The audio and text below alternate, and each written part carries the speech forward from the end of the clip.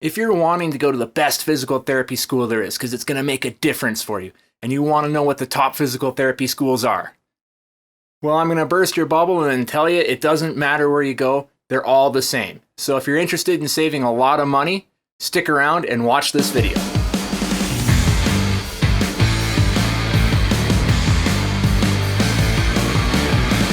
Hey everyone, welcome to today's video. I hope you're doing well. If we haven't met before, my name is Jim.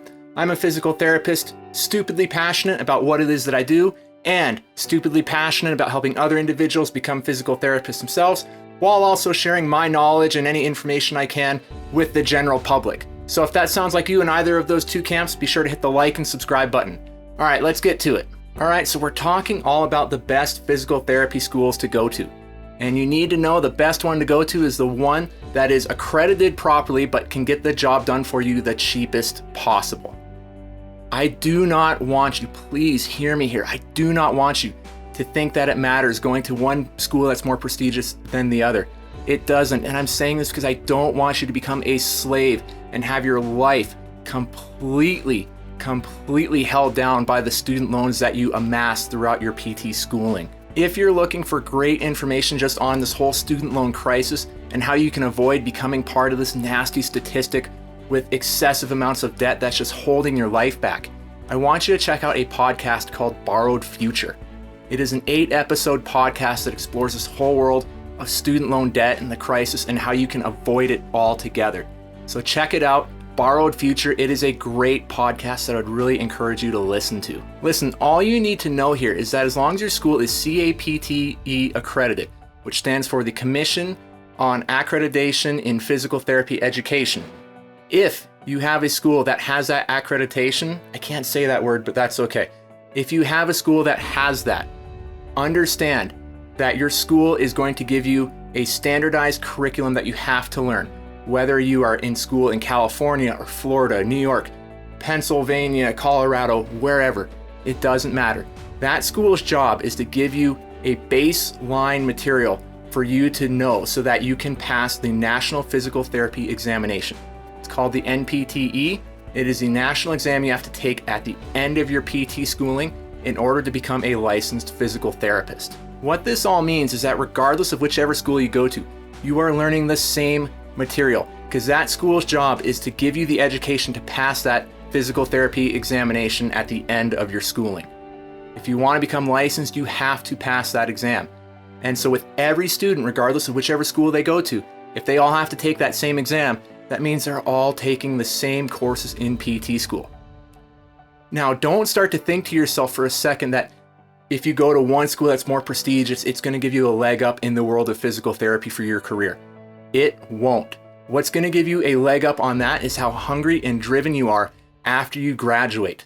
If you have that hunger and that desire to keep learning, to specialize, to develop yourself, to promote yourself however you need to, whatever you have to do, it is that's going to determine your success for your career in physical therapy.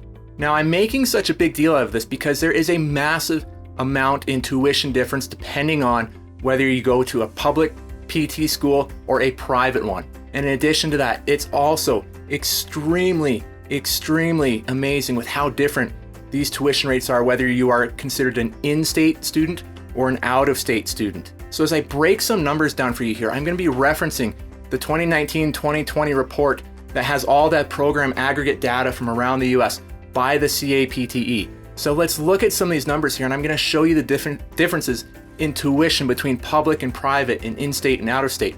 And keep in mind that regardless of whichever school this is, you're learning the exact same curriculum. All right, so if we look at the differences between a public and private school, on average, every single year, the difference between public and private every single year is $18,459. And that's just for 1 year, and you have a 3-year program that you're trying to get through. Now, if you look at the difference between an in-state versus out-of-state tuition fee every year for a public institution, your in-state average is $18,989. Your out-of-state annual is $34,307. That is a difference of $15,318 every single year. All for the fact that you're learning the same material regardless of whichever school you go to. Now listen, hear me out here. I understand that you don't always get accepted into the most ideal school for you possible. You might want to get into an in-state public school, which is the best thing to do if you can. It's going to save you tons of money for the same education you would learn at any other school. But sometimes that doesn't happen. I get that. But if you have the choice to make that happen and get into the cheapest option possible, I would encourage you to do that. And when I say cheapest, I'm just talking about the least expensive.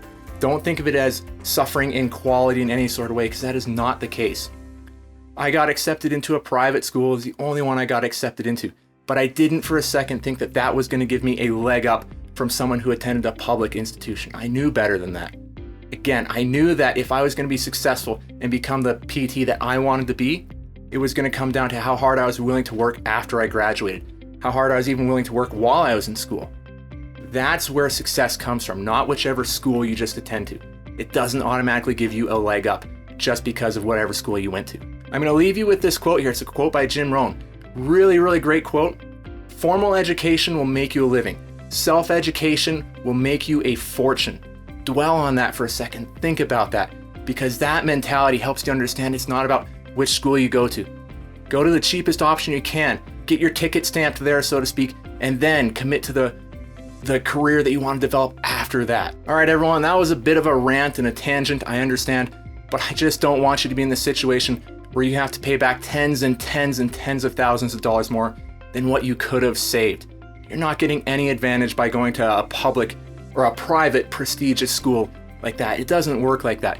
Get into the school that you can do this for the cheapest for, and just give yourself the passion and desire to learn everything you want to and need to after you learn the base material and pass your national board exam. That's it for today, everyone. I hope you're doing well. Bit of a rant, but hopefully you got something valuable out of it. If you did, make sure to hit the like and subscribe button so you can keep learning all this content that I'm putting out there. Take care of yourselves. I will see you in the next video.